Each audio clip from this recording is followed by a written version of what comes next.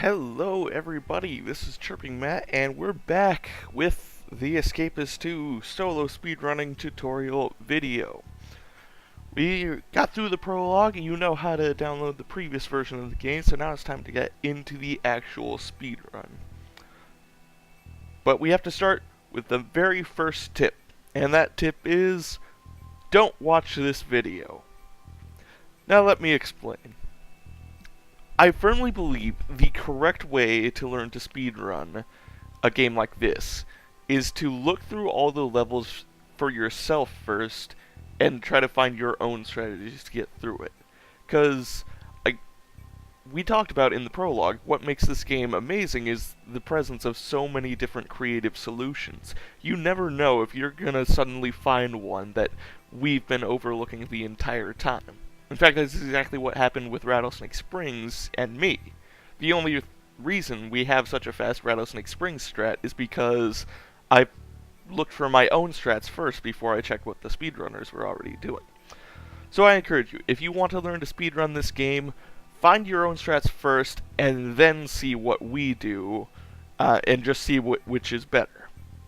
Because who knows, you might discover a brand new strat just because we overlooked something. It's happened before.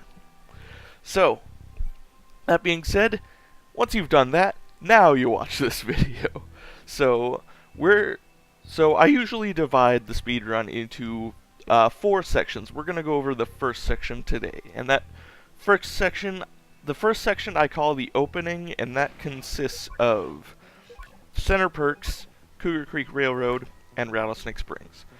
So let's go through this in order. Let's get started with the Center Perks. First of all, menuing. Pressing tab also works to cycle through prisons, and it's often faster because your other option is to hover your mouse over this very tiny button. So for example, we would go here, we start the speedrun, all you have to do is click tab, click, click, click. Yeah, it's much easier than doing it the other way, which would be to click, click, click, click. Yeah, because it just, first of all, the button you have to aim for is much larger, so you have more room for error, and also it's just less clicks you have to do. Oh, well, okay, I forgot to reset it, so that was actually going to the wrong prison, but yeah, you get the idea. You use tab to cycle through prisons as well. The only thing is, well, I don't know. As far as I know, there's no way to cycle backwards. So when you get to the end of the run and it starts being faster to go backwards, then you just have to click the button. I don't know any way to use some macro to cycle backwards. So once you get towards the end, you just have to go backwards like that. But anyway, enough about that. So that's your basic guide to menuing in this game. So now let's get into a run. I generally always use this bottom left slot just because it's the closest to the new game button. It's the easiest one to reach. So for the first 3 prisons, you don't have to do any business with the guard or prisoner list because you'll quickly see that they don't matter. There's nothing we do where we need to specifically know which guard has which key, or what prisoner has what quest. That's not even a thing in this prison, so, or even in the first 3 prisons, so you don't have to worry at all about the character list in the first 3 prisons. So we're loading in here. Quick tip for loading in as fast as possible, mash space as the prison loads, just because even before you can actually see the character select, you can get your character selected. So, I'm sure most of you know by now. Most everybody who plays this game knows about the fastest strat for Center Perks, which is what is it? It's the Meet the Crew escape. But before we get to that, let's go over some techniques. The first one we're going to go over is charge cancelling. This is the fastest movement technique. Normally, you would just be running through the prison. But eventually we realized that doing this charge attack is actually a faster method of movement.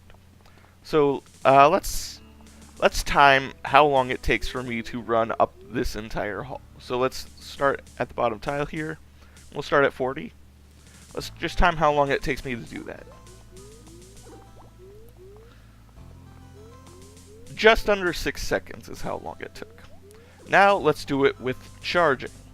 We'll wait for these guys to go to breakfast time just so I don't accidentally punch someone. Alright, we're checked into breakfast time. Let's get back in position. Now let's see how long it takes for us to charge down there.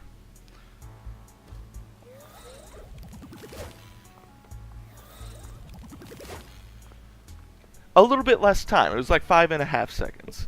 It saves you a little bit of time. But here's the thing that's really slow about charging.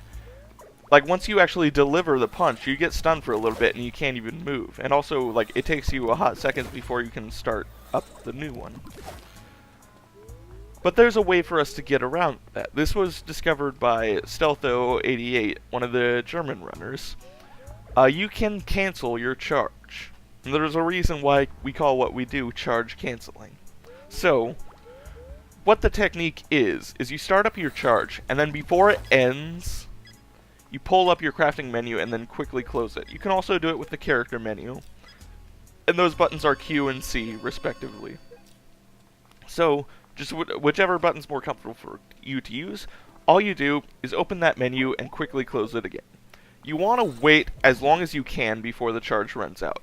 Just because, like, the further you get before that charge runs out, the more you're getting out of it. Basically, the reason why we do this is, like, you no longer have to wait for the cooldown of delivering the punch. You can just, like, get going right away. You still have to wait for a little bit just because of the time it takes you to open and close the menu. But that's a lot less time than waiting for the punch to actually be delivered. So, let's do the timing thing again. We'll go once it hits 50.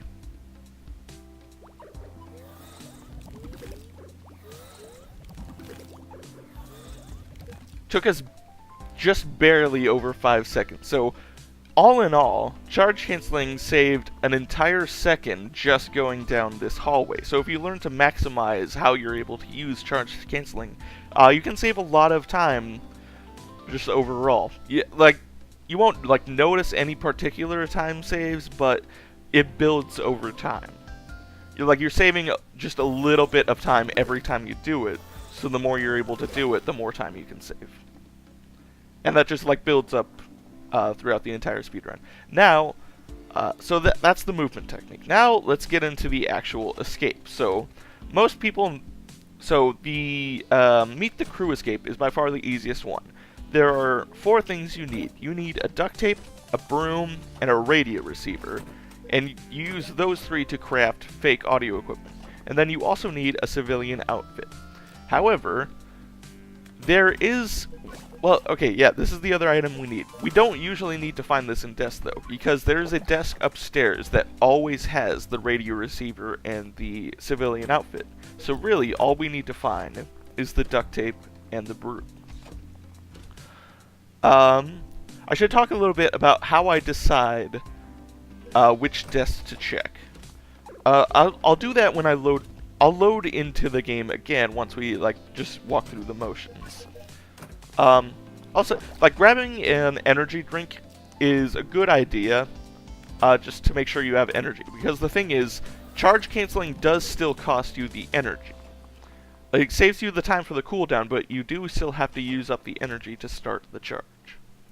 So that is an important thing to remember. You have to be good at managing your energy, since if the fastest movement technique is charge canceling, you're gonna end up using a lot of energy just naturally. So we're looking for this broom. Sometimes one item or the other just doesn't like to show up. But since this is just a tutorial, we'll go through and check all of the desks. But again, like I said, we'll load back into the prison one more time afterwards, just to show you kind of generally how I try to think about which desks should I go and check. So, we've got the items we need. So, the desk that has the radio receiver and the civilian outfit is this one right here. It's just right when you go upstairs. See, right there. So the way you actually escape is you have to make the fake audio equipment and be wearing the civilian outfit when you go to that area. So now we're getting into the next big technique of the game, intellect cancelling. So this is the way most people would gather intellect, and it's decently fast.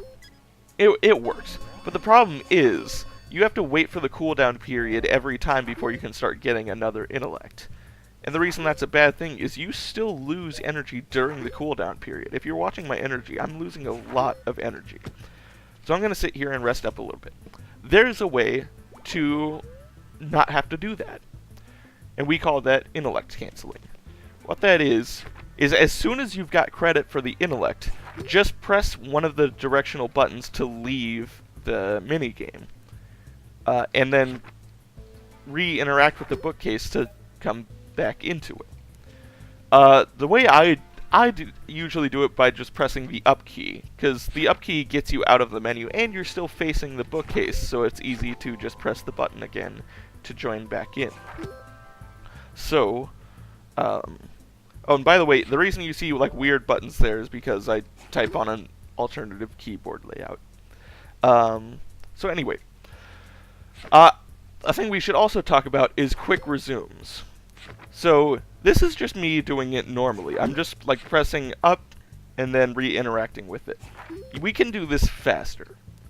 There's a way to like join back into the game a lot quicker, and the way I do that is to press up, and double press interact and hold it the second time. So do this in action. So up and press it twice and hold it the second time. That's how you get quick resumes, as opposed to that's a slow resume, because I wasn't doing it, whereas that's a fast resume. So again, the way I do that is press up and then very quickly press the interact button and then press it again and hold it the second time. That's how I do that. So now we've got all the intellect we need. So now, I guess a little thing about the crafting in this game. So I'm playing on Update 9, as I mentioned in the prologue. The way crafting works there is like when you put an item in, everything except your weapon item shifts down. So you can actually use this to craft a little bit faster. So, for example, let's get out of here. So normally you'd have to click each individual item like that, but we can do it faster. Since as soon as I put the radio receiver in, this duct tape is going to move down. I know that I can just double click that and it gets the items into there really fast. And by the way, I generally do find that the faster way to craft is to actually like put the items in there manually rather than like look through the list and find which one and hold it there. Although that should have been highlighting, and it wasn't. I don't know what was happening there, but yeah, I generally find putting the items in there manually is faster than looking through the list and finding the right one. So anyway, we just charge cancel on over to the end. And that end is right here. We just have to interact with the glass case, and that's the escape. So now let's go back in, and we'll do a genuine speedrun of that level, and I'll talk about kind of what my thought process is on which deaths I check. Because generally I'm kind of I'm generally trying to find all the items I need within just a certain number of deaths. Otherwise it starts taking too long, and it's better just to reset the level. So that was lucky. We found a duct tape here. So if I'm spawning here, I'm generally thinking, okay, I need to check deaths along the way to roll call and then stay near the stairs up there so that I can leave very quickly as soon as I've found the item. So generally what I do here is just check all the deaths in the middle here, then loop around to roll call and check across the top. So it's not here. And actually, I'm gonna save that other one in the center for later. Since I'm checking along the top anyway, it's easy to just get that one along the way. So we found the soda can we need. That's good, just so that we can make sure we have enough energy to charge cancel everywhere. Sometimes the broom or the duct tape just doesn't like to show up, and that's fine. Because, I mean, it's early on in the run. We can reset if it takes us too long to find it. And generally, I'm looking to find... For what I'd say is a good center perks, I'm looking to find both items before roll call ends. But I will check a little bit past that. Just because, like, you know, you can deal with being a little bit behind on center perks. You don't have to be super picky. It's just that if it starts taking way too long, you don't want to start off the speedrun on the wrong foot. But it's looking like this is going to be a case where I would reset, just because the broom is not showing up anywhere. Like, I've checked the entire... Like, after this one, I've checked the entire top half of the desk, and I haven't found it yet, so I would definitely reset here. So, yeah. I would definitely reset there, just because, like, that took way too long to find the... That took way too long to find the components for it, and just, like, you'd never want to start off on the wrong foot. So, yeah, that's pretty much everything you need to know about center perks. Now, let's go into the second prison, Cougar Creek Railroad. So the thing about the transport prisons is there's always two escape methods that both involve going throughout the prison. Well, for solo, it always involves going throughout the prison and collecting items in order to craft something to use as your escape. In this prison, it's the fake carrot to get on the horse, and it's also a grappling hook. And there's a certain point you can get on top of the train and use it. So the best way to do it is actually just to think of a route that you want to go through the prison and look for all the items. For me, this route is, first you check the back here, just because that's close. That's very close to your home desk. And if you don't find everything here for the horse escape, you can just like start going towards the other side of the train easily. So the items you're looking for are the handkerchief, colored pens, a duct tape, a rope, and 2 crowbars. The handkerchief and the colored pens go for the horse escape. The duct tape, rope, and crowbars go for the grapple hook escape. So we found a duct tape. That's important because we need to grab it for the grapple hook escape. Another thing you need to know is what all the guards' patterns are. I'll go in one more time and go through this again. Really quick, I want to demonstrate. There's 2 desks you don't actually have to check for items. Those are the contraband desk. As you can see, it's empty. I promise you that is always the case. It will always be empty. The other is the medic desk. This will always have 3 health packs and an adrenaline shot. It'll always have that. Neither of those desks can ever have any of the items you need for the escapes. So you can just not bother checking them. You can just like walk right past them, because you know you don't need to check them. So there's a crowbar.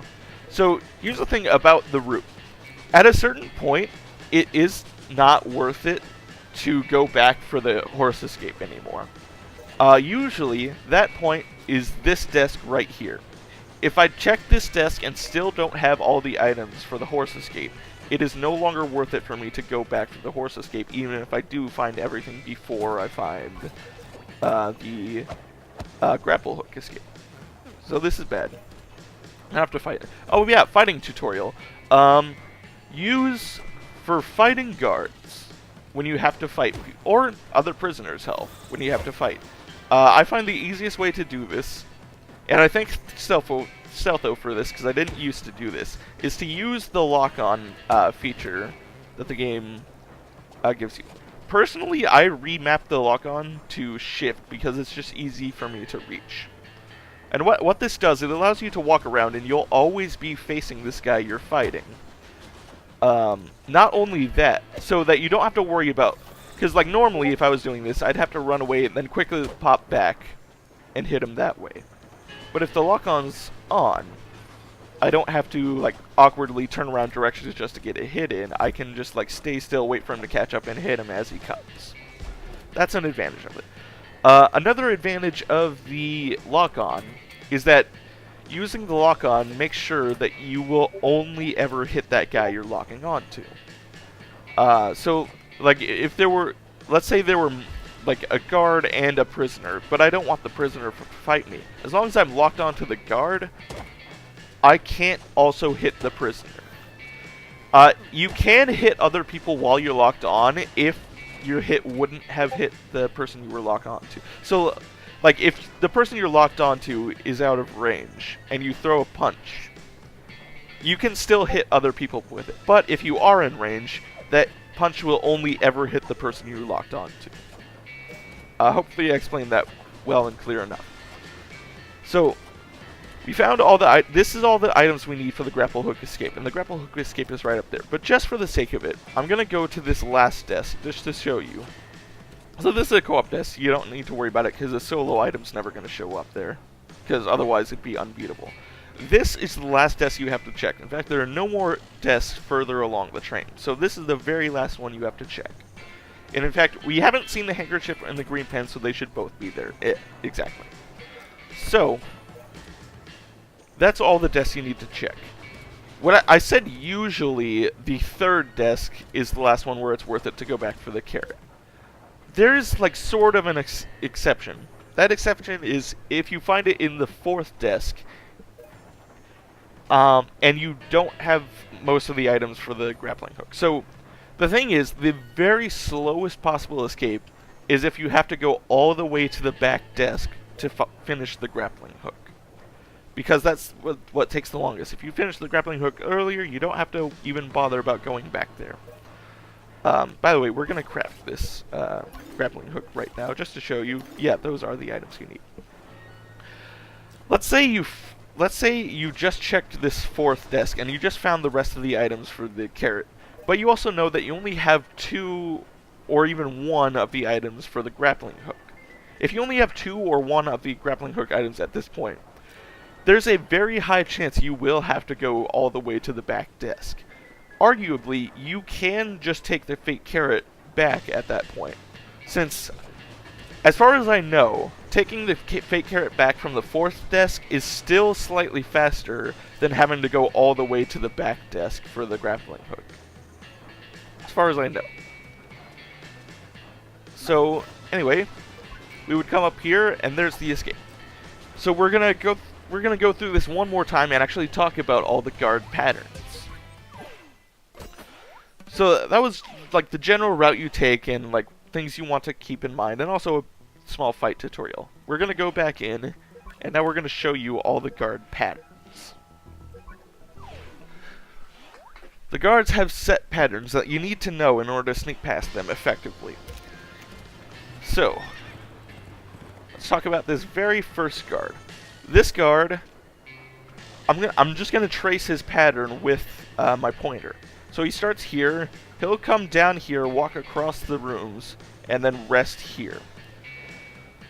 So that's a fairly simple pattern to know. And he takes like a fair bit of time like waiting at these ends, and he doesn't wait anywhere else. So that's a fairly simple pattern to know, and you just gotta keep that in mind to make sure like he won't see you walking by that area.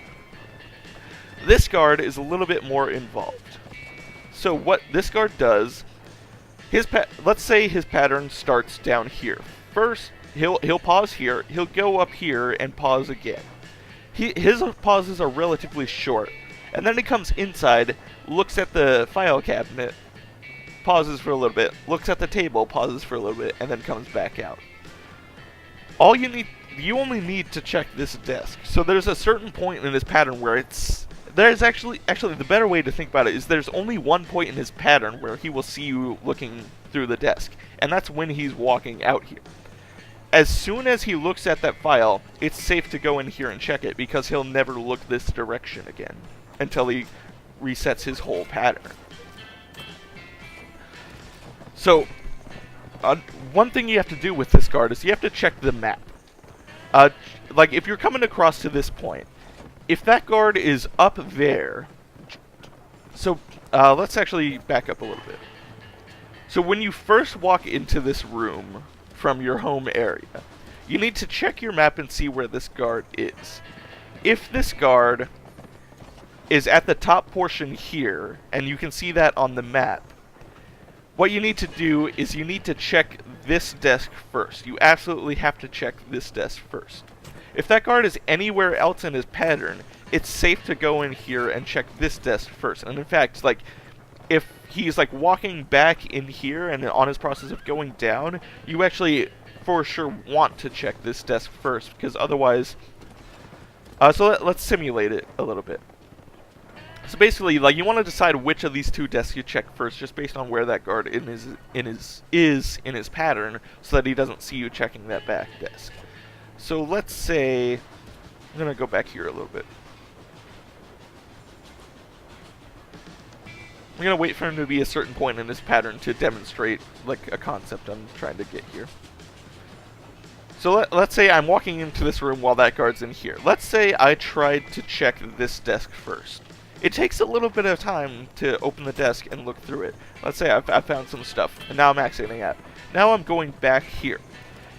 Where he's at in his pattern means I, like, barely have enough time to check that desk for stuff before he comes in and sees me doing it. So, like, that's, like, what I'm talking about. Like, if he's at a certain point in his pattern, you absolutely want to check the back desk first, otherwise this guard's gonna see you. And that point is, like, when he's walking back and going down. At that point in his pattern, you absolutely want to check the back desk first. The only point in his pattern where you absolutely don't want to check the back desk first is when he's already up here. So that means he's about to walk in and see. So that's a general guide to that guard's pattern. Also, an important concept is that waiting for a guard to not see you is usually faster than having to fight the guard. And it's also less risky. The time it takes to fight the guard generally makes trying to plow straight through a guard not worth it. So this guard also has an interesting pattern. Let's say he starts here. And actually, I'm going to get an opportunity to... I'm going to hide in this desk just so we can view the whole train car. This is just a guy walking back from the medical desk. Anytime you beat up a guard, they'll get taken to medical, and then they'll walk back to whatever train they were guarding and resume their pattern. So this guy has an interesting pattern. Let's say he starts here. First, he pauses here, goes up into the control room, and pauses for a little bit there. Then he comes back out. He's going to pause here and look at the file cabinet for a little bit. After that, he's going to come up here and look down between these desks. So this pattern is very interesting just because, like, there's ways to dodge around this guard effectively as long as you know the pattern. And also, like, he waits for a while in that location. So let's say... let's simulate a few things with this guard. So let's say I came in and he was about in this point in this pattern. I would wait for him to look up there so that I can walk by without him seeing me. Let's try a different point in this pattern. Let's say I walked in and he was at this point in his pattern. What I would do, I would actually just wait for him to come down and look between the beds, and now I have a free path to walk out. Let's go one more. So let's say I walked in while he was in this point in this pattern. I would just wait for him to come past that door and pause a little bit, and then I can actually sneak through the door. So that's just like some interesting things you can do with that guard's pattern in order to like just completely dodge him and not have to fight him. And remember, you don't have to worry about checking the medic or the contraband desk. Alright, so this guy, his pattern is fairly simple, but it can be a little bit tricky and troublesome. All he does is walk around in a figure eight around these boxes, and he never pauses. So you have to make sure that he's not about to come up this area in order to check this desk. So just as long as he's not like around here and about to come look at this desk. And also, he can be tricky to walk around if he's in a bad point in his pattern. So let's say I came in here and I'm checking this desk for anything I might need. I don't find anything. Now, I don't have time to walk around this box to get to there before he sees it. So I have to wait for him to finish walking around that box. So yeah, it's just like he goes in a figure eight pattern. You gotta know where he's about to look so that you have time to check the desk, and also so that you have time to walk out without him seeing you. This guard has a very tough pattern to walk around. So his pattern is basically that he just comes into this room. He stops in a few places. Like, he looks to this side, he looks at the pot, he looks down at the counter, and then he'll walk back out. The reason that pattern is very troublesome is because you have to check this desk, and there's not a lot of opportunities to check it if he's in that room. So yeah, he starts in this room, checks left, up, down, and then walks around and pauses here. And that's his entire pattern. It's a very tricky pattern to get around. Usually, if there's one guard I have to fight, it's this guard. So let's say I didn't find anything useful here.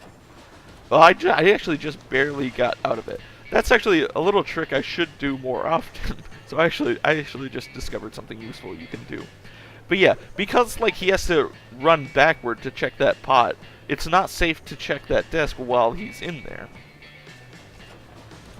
So yeah, it's just very tricky. And also, like, the time window while he's like down here and not looking is very comparatively small. So it's tricky to get around that guard without fighting him. I'll just save that. So here's the last desk. No guard is ever going to check this room, so this room is completely safe. This guard has a sort of similar pattern, but this is a lot easier to handle. He just comes up here, looks out that window, then he'll come back. I believe he actually goes up and down and stops at both points. So he'll go up first, and if you need to check the back desk, you have an opportunity here to sneak past him. He'll also check down, and that's a second opportunity. So this is the last guard you need to worry about. All he does is come up there, look, and then come back. Or I believe so. Maybe he actually goes up to the locker? I don't know. Because like this guard pattern is so short, and it's relatively rare that I even have to worry about this guard's pattern. Okay, well, he waits there for a long time, which gives you an opportunity to like kind of come through here. And also, like, he doesn't look down this alleyway. So the chances of him spotting you are like next to none. You would have to have like perfectly bad timing for him to see you come towards this desk. So yeah, you have plenty of time if it comes to going to the back desk. So yeah, there's your comprehensive tutorial on getting through Cougar Creek Railroad.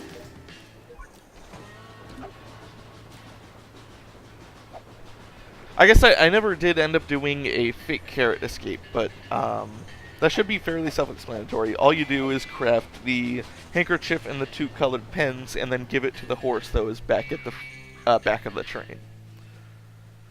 So yeah, there's the escape. So let's do one more and actually put into practice how I would speedrun this game. Let's put it like how I would speedrun this level. Let's put it all into practice. And I'm gonna like talk my way through it as much as possible.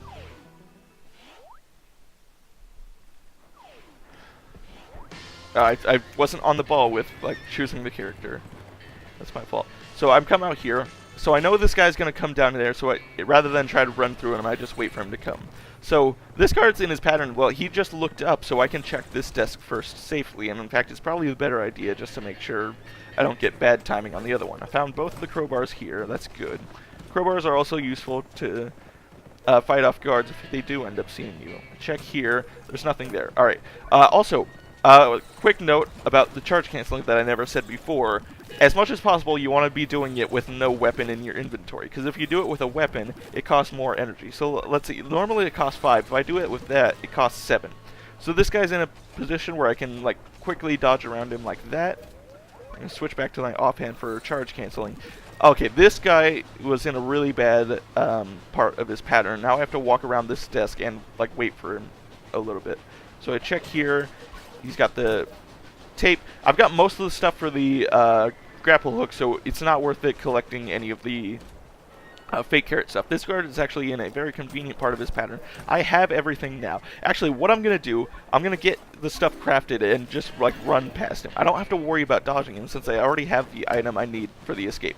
All I need to do is make sure like he doesn't completely beat me up. And then I just come up here and that's the escape.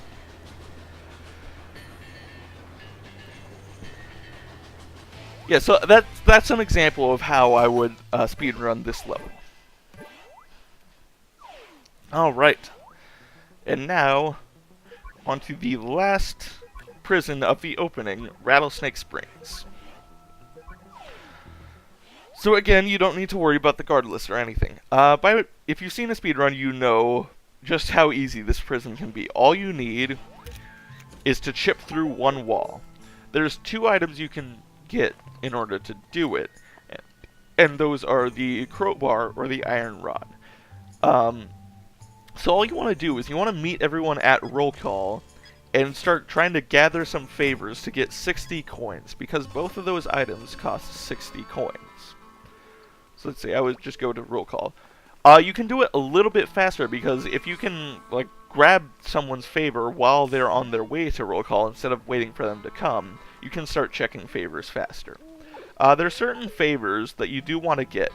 You're looking for favors that give a lot of money and that you can complete quickly. Crafty is not one of those, because I'd have to go to 2 different desks, get some stuff, and then have the intellect to craft something. So Crafty is a terrible quest. Lost Property is a good one. It's just a basic fetch quest. You just have to go to 1 desk, grab an item, and return it to him. And it's worth 25 points. So that's a good one that we do want to keep. Delivery Driver is the ultimate quest. Because all it is, he gives you an item, you deliver it to someone else. And it's a line of 3, so you can go right back to him and get it again, and do it another time. And it's 25 coins each. So just doing Delivery Driver is enough to get you the Iron Rod or Crowbar.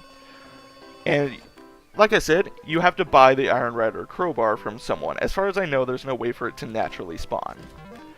So Jude, I just found, has this crowbar. So I'm going to take this crowbar, and now I'm going to go up to... I'm going to show you where we go to actually do the wall breaking. Because all it is just one place on the wall you need to break through, and then you can walk straight out. And that little spot is right up here. You can break through any part of this wall, because there's nothing else stopping you from just walking out once you're out. I usually pick this spot just because it's the closest to that door I came in from. Be warned, breaking through this wall will cost all 100 of your energy. So unless you found some energy items in the desks, you don't want to charge cancel up to that area. You want to be very careful about how much energy you use. So we'll go back in and do this one more time. We're going to try to show you like some more of the quests that you can do like very quickly in order to get the money for to buy the crowbar and rod. I'm also going to show you one little trick, because I talked about the amount of energy you need in order to break through the wall. So what I do is, if you can find any energy items, that can help you do this faster. So what I actually do, I check my own desk and I check my cellmate's desk before they've woken up, and take any items that recover some energy. In that case, I found some. I also got lucky enough that someone in my cellmate had a favor for me. Wet Bandit is a sort of one. So what Wet Bandit is, you just have to take some item from anyone's desk and like flood the toilet with it. And that gets you 15 coins. It's easy to do, but it's not enough coins, in my opinion. Waste Management is similar, except it's just a specific item you have to destroy, but it's not enough money. Lost Property is a good one, like we talked about. P45, you make someone lose their job and you get 100 coins. That takes way too long to do. Hogtied, you beat someone up and tie them up. That also takes way too long to do. Waste Management, again, takes too long to do. Or, well, it's not that it takes too long, it's not enough money to be worth it. Beatdown, you can do that, but it's very, like, you have to beat someone up to do it. It's good money, but there's no opportunity to do it without the guards seeing you and getting mad at you. Stolen goods, too little money. You have to beat someone up and take their item back. Mule takes too long and too little money, because you have to, like, it's like a double fetch quest. You have to go grab the item and then put it into someone else's desk. That takes 2 times. Wet Bandit, again, it's not a good one. There's one little concept I want to display here. So we got another lost property. Now, I have 50 coins total worth of favors that I'm ready to do, except I just beat up the guards. Now, if I found a quest that I could quickly do for 10 or 15 coins, like the Wet Bandit, I would take it. In fact, I think just in post, I'm gonna like list all the favors that you can get in the game and tell you like which ones are good, like how much they're worth, and like in which situations should you take it. So I think I'll just do that in post.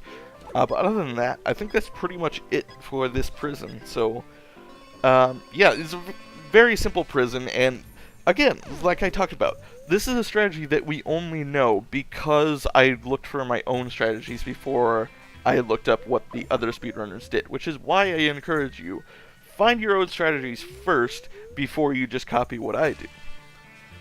It'll usually work out for the best, and who knows, maybe you'll find something amazing that none of us knew about. So that's all for now. That completes the first section of the speedrun. I call it the opening. Center Perks, Rattlesnake Springs, and Cougar Creek. Not necessarily in that order. Just because, like, I don't know. I'm just being silly. But yeah, that's all you need to know for the first section. I'll come back some other time and go through the mid-game section. See you around.